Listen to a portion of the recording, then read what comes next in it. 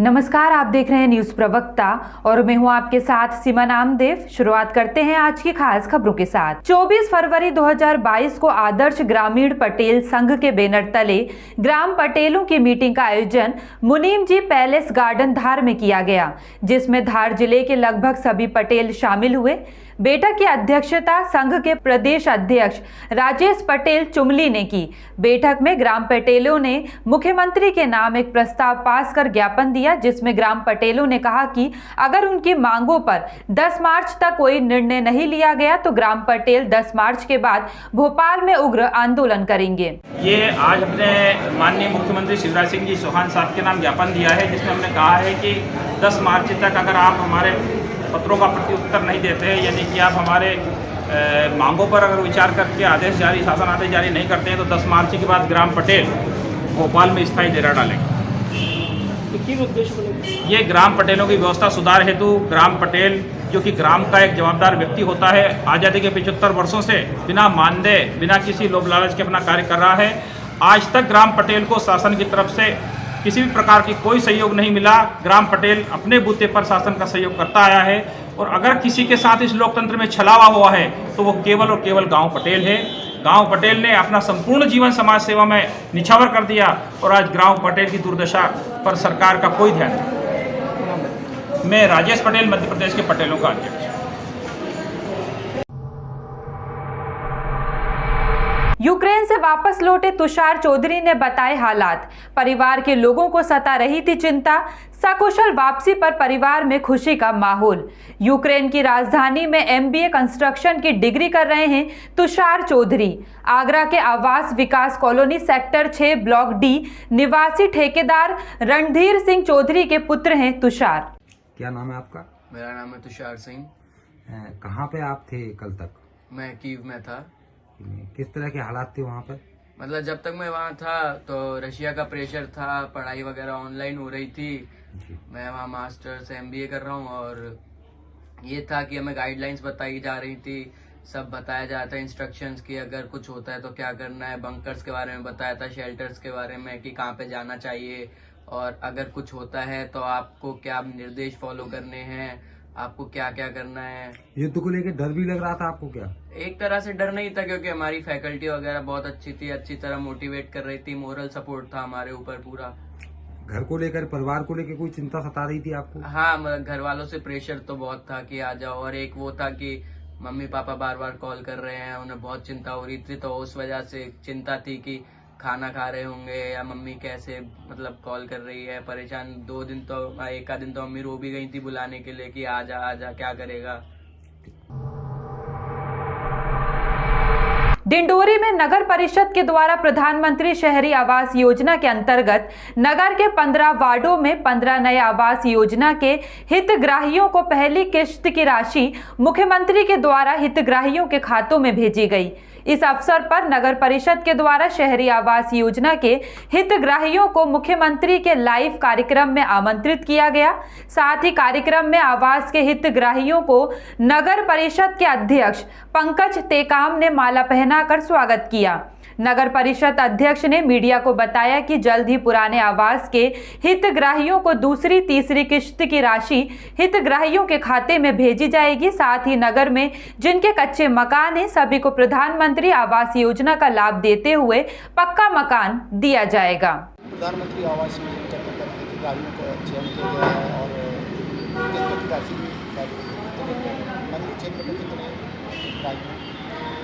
देखिए, आज प्रधानमंत्री आवास योजना शहरी के अंतर्गत नगर के अंदर हमने प्रथम, द्वितीय और तृतीय किस्त के जो हितग्राही हैं उनको राशि डाली है।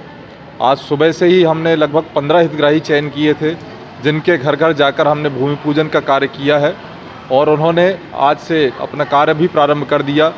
लगभग 19 लोगों की द्वितीय किस्त की राशि हमने आज डाली है। साथ ही 48 ऐसे हितग्राही जिनको तृतीय किस्त की राशि हम डालने जा रहे हैं। इस प्रकार से प्रथम, द्वितीय और तृतीय किस्त की राशि हम पूरे नगरीय क्षेत्र के हितग्राहियों के खाते में डाल रहे हैं। और नगर परिषद का संकल्प है, जिस प्रकार से माननीय प्रधानमंत्री जी ने जो संकल्प लिया है, एक भी घर बिना पक्के छत के ना रहे। नगर परिषद डिंडोरी भी उनके संकल्पों के साथ चलकर डिंडोरी नगर में किसी भी प्रकार से कोई भी हितग्राही बिना पक्के छत के ना रहे, उसका कार्य हम सब मिलकर कर रहे हैं। जनपद मुरादाबाद के डबल फाटक चौराहे पर नगर निगम की बड़ी लापरवाही दिखी, जहां महीनों से सड़क खराब पड़ी है, जिससे राहगीरों को बहुत दिक्कत हो रही है। जबकि मुरादाबाद स्मार्ट सिटी में आता है। राहगीरों का कहना है कि यह कैसी स्मार्ट सिटी है जो कदम कदम पर गड्ढे हैं। जबकि अभी कुछ दिन पहले ही पुल पे ई रिक्शा पलटने से एक व्यक्ति की मृत्यु हो गई थी, मगर फिर भी नगर निगम अनदेखी कर रहा है, जिससे राहगीरों को आने जाने में बहुत दिक्कत हो रही है। समस्या रोड की है भाई साहब, ये गड्ढे देखिए आप, आपने अभी वीडियो बनाई है, उसकी हालत देखिए। कितने समय से है और क्या क्या समस्या है यहाँ पर? लगभग 6-7 महीने हो गए, यही समस्या लगातार है। किस तरह की समस्या उत्पन्न हो रही है? समस्याएं उत्पन्न ये हो रही हैं कि लोग गिर रहे हैं, चोटें लग रही हैं, किसी के फ्रैक्चर होता है, किसी कुछ होता है। लोडेड वाहनों का क्या रहता है यहाँ पर? लोडेड वाहन क्या भाई साहब, खाली वाहन नहीं गुजर सकते। लोडेड वाहन तो ज़्यादा लोड हो जाता, खाली वाहन नहीं गुजर पाते। कितना समय हो गया होगा इस सड़क को खराब हुए? कम से कम 6-7 महीने हो गए। तो अभी तक यहाँ पर आपने किसी अधिकारी को या किसी जिम्मेदार अधिकारी से बात करी है? नहीं, किसी अधिकारी से तो बात नहीं की थी। आपके जैसे मीडिया वाले आए थे तो वो भी बयान लेके गए थे, कोई कार्रवाई तो हुई नहीं। कितना समय हो गया होगा? उन्हें भी हो गए लगभग 1-1.5 महीना तो हो गया होगा। आपके क्षेत्र का सभासद कौन लगते हैं यहाँ पर? मुझे तो पता नहीं यहाँ सभासद कौन। वार्ड कौन सा लगता है आपका? वार्ड कौन सा है? अरे क्या नाम है, गौरव भाटिया, ऐसे ही कुछ नाम है उनका शायद। लाइव करने वाले तो वो है। बसपा सुप्रीमो मायावती बस्ती जिले के जीआईसी इंटर कॉलेज के ग्राउंड में पहुंची। उन्होंने मंडल स्तर की चुनाव जनसभा को संबोधित किया। बस्ती मंडल के 13 विधानसभाओं पर 3 मार्च को मतदान होगा। उन्होंने बीजेपी, सपा और कांग्रेस पर जमकर हमला बोला। सपा सुप्रीमो ने कहा कि हमारी सरकार आने पर केंद्र और यूपी सरकार के विवादित नियमों और कानूनों को लागू नहीं करने दिया जाएगा। बीएसपी की सरकार बनने पर सपा और भाजपा के शासनकाल की तरह कानून व्यवस्था को खराब व लचर नहीं होने दिया जाएगा। कानून का फिर से राज कायम किया जाएगा। जाति व धर्म के आधार पर लोगों का शोषण व उत्पीड़न नहीं होने दिया जाएगा, जैसा कि वर्तमान भाजपा सरकार में हो रहा है। खासकर कानून व्यवस्था को अच्छा बनाने के लिए जाति व दलगत से ऊपर उठकर यहां गुंडों, बदमाशों, माफियाओं और अन्य अपराधियों को जेल की सलाखों के पीछे भेजा जाएगा।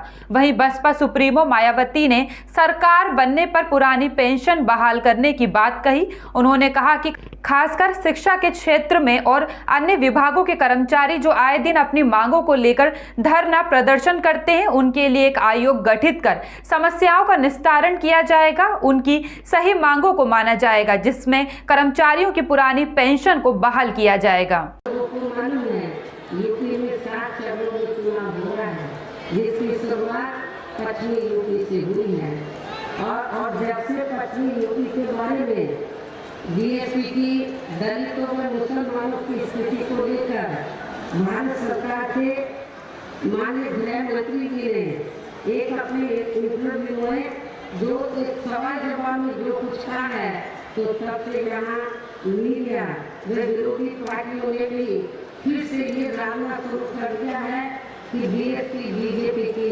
बी टीम है, जिसमें रत्ती भरनी सच्चाई नहीं है।